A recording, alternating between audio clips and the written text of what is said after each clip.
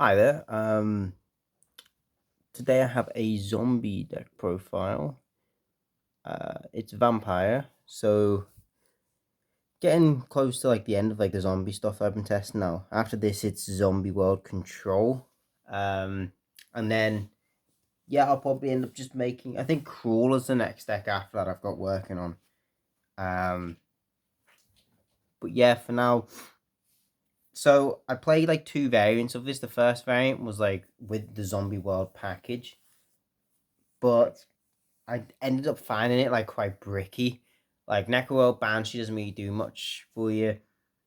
Zombie World itself is quite a strong card, but the best you could do is probably side deck one Banshee, one Zombie World. Doom King was quite like dead in your hand. If you drew him, and Bloom as well. Like you could link Bloom off into something and then add like maybe a vampire. But overall, the vampire effects need you to have vampires. So the more vampire cards you have, it's kind of better. So I made a more pure variant, and it worked a lot better. So that's this variant. So it's honestly it's really fun deck to play. It does do some kind of cool combos. A lot of people get really shocked when you take their monsters and start using them for your XYZs because they're like, oh wait, that's not the right level. You know, oh no, but like example, Zombie Vampire and Sheridan make them level 6 or 8 for their XE summon. So it's really handy. So this is the build that I've used. So for vampires, I ran triple ghost, which is kind of standard. He's like one of the best ones. Triple retainer and triple familiar.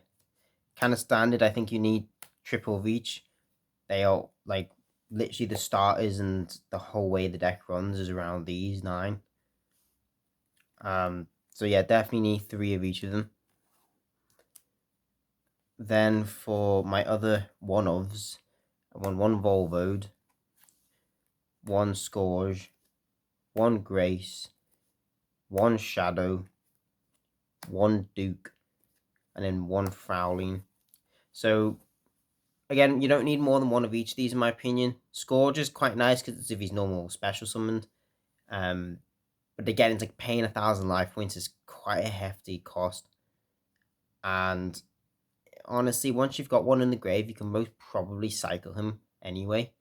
So you won't need more than one. Volvo, same, he's just a big boss monster, but you don't really want more than one of him because he's not like crazy easy to get out, and you only ever really use one in a game. If he gets like cool bite or something, it's like, oh well, you can play with the rest of your deck. Grace, again, one of Shadow Vampire. Shadow Vampire is one I considered bumping to 2, or Frowling. Frowling like saves you a lot. She's really good. Shadow Vampire as well, he's like quite a nice starter, except the fact he locks the attacks for only the monster he summons from deck. And then, so like that's the only negative, and then Frowling's just like incredibly helpful. She saves a lot of the time. So having 2 of her might not be the worst. And then for like actual zombies, it's triple uni, 1 Mizuki, and 1 Bolan. So that's all I use for like the like generic zombie engine. Triple uni helps you get into synchro plays. It's uni zombie, best like zombie like ever. Mizuki as well, it's just kind of a little bit of recycling, can send him from uni zombie, foolish burial. Quite handy. Jack Bolan is the other zombie I use because he's like easy access. You can ditch like a retainer from your hand, summon him from your hand. Level 7, it's a nice level as well. His effect summon from grave can be handy as well. So yeah, just like I just run those. It's really small, like generic zombie package. The plus side of Zombie World, I will say though, when I ran it, was that it made soccer like always live to tribute your opponent's stuff in their turn with Ghost. That is like the really big plus side of Zombie World. Then triple Ash for hand traps, and that's like the monster lineup. So for spells, I ran 2 Kingdom, 2 Domain, triple Desires for the vampire spells. Um, so I do run the trap card Takeover, which is why I run 2 Kingdom, 2 of the Kingdom. Kingdom's quite nice. The 500 buffs like quite handy, and the pop doesn't come up that often, but it's still like a nice little addition. The main thing is a vampire name. So even if you draw one of them in your hand, you're like, ah, well, at least I can send it with retain or familiar. The really bad side about this deck, if you put like too many like generic stuff in that don't have vampire in their name, is the deck will like struggle to unbrick itself if you open a hand with like pretty much like a ghost and one vampire card, and the ghost gets stopped. Like there's a chance maybe you could have played through it if you had an extra vampire card, because he might send like a familiar as cost, and then at that point you then have to send the ghost himself as cost, and you're making like a really minimal board, right? Whereas if you had another vampire card in your hand, you'd have then two monsters on your board, which would be negated ghost and like the familiar or the retainer that you summoned back from the graveyard. And then at that point you could potentially make like a soccer or start playing into a different board. It's really handy having the extra vampire card. 2 domain, you don't need more than 2.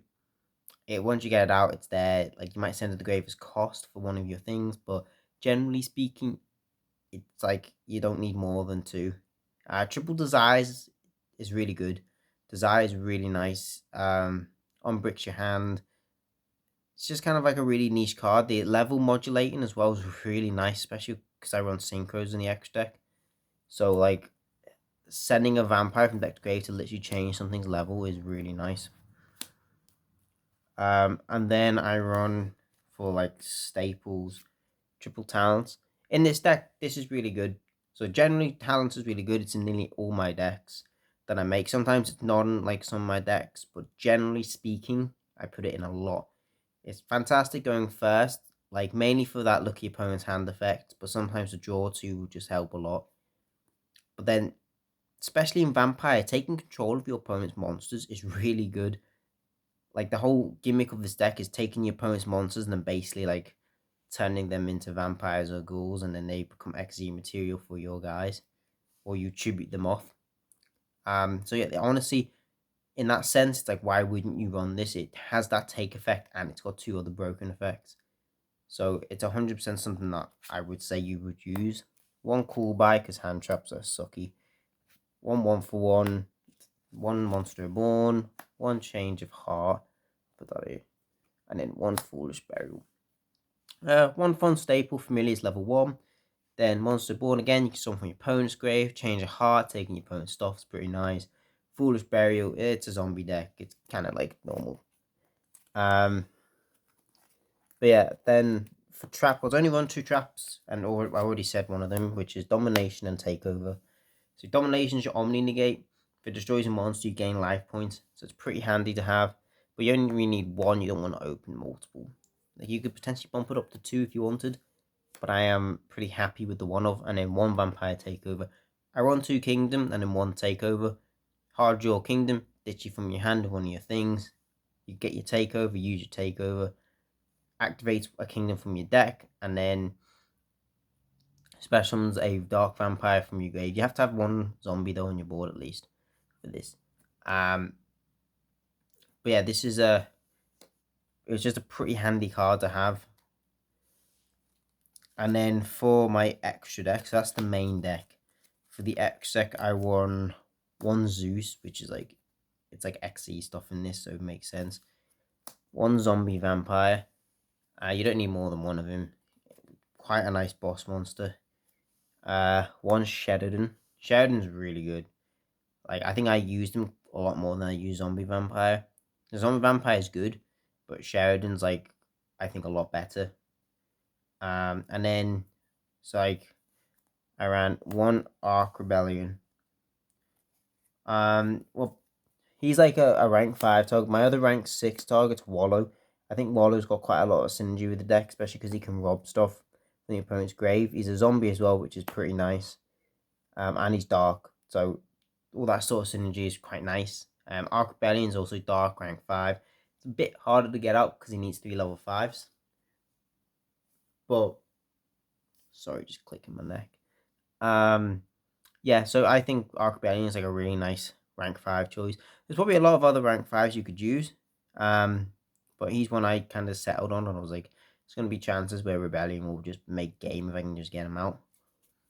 And then the last rank 5 is Bram. Just kind of like a niche. You only need one of them again. I don't summon them that often, I'll be honest. Very rare that Bram ever came up. But it's still nice to have in the extra deck. And then for Synchros, it's one Punisher. This deck pays life points. Punisher can like pretty much punish your opponent quite well. Like you just pay life points, end your board on him sometimes. Be a really pain in the ass to get out of. Or you just like they don't kill you. You synchro summon for him. You're probably on like 2k life points at that point, and they're probably okay on life points. So again, it's really good boss monster. Baron, it's just Baron. Fairground, yeah, he's really nice zombie synchro to have. And Immortal Dragon as well as the other one. I do summon these. They are not like that difficult to get out, especially because you rob so much of your opponent's stuff. So definitely, I like this synchro ratio. It's 4 synchros, and it's like again Baron, Fairground, and Immortal Dragon. It's a nice ratio. I like it. And then for the Link monsters, I run 1 Yukiona, 1 Fascinator, because Fascinator will get you into that. She's really good, Fascinator, like fantastic. 2 Sucker, you do go into Suckers quite often. And then 1 Link Kribo, kind of unbricks your hand. I wouldn't change it. Sometimes I think of putting an extra Link in my X deck, like a staple one. But I've been pretty happy with this. Sucker's fantastic. Especially the effect to draw. Summoning onto your opponent's board just to then tribute it off for your like zombies. Really nice. Fascinator, I find a lot of times like that card that just helped me OTK'd a lot of the times. Like it locks you into zombies, but it doesn't matter. You'll probably climb into her into Yukiona. Yukiona is really like a good, quite boss monster. Negates stuff, negates the activated effects of monsters that are banished. Just really good. So I'm pretty happy with the variant I have here. There's a lot of like vampire cards, like Kingdom and Takeover. Duke as well was stuff I took out, and I was like, oh, these don't look too good. But then I kind of realized having the actual vampire name itself is really handy. And it's one of those decks you don't expect it to like keep up really, but it's got really cool gimmicky things that it can do.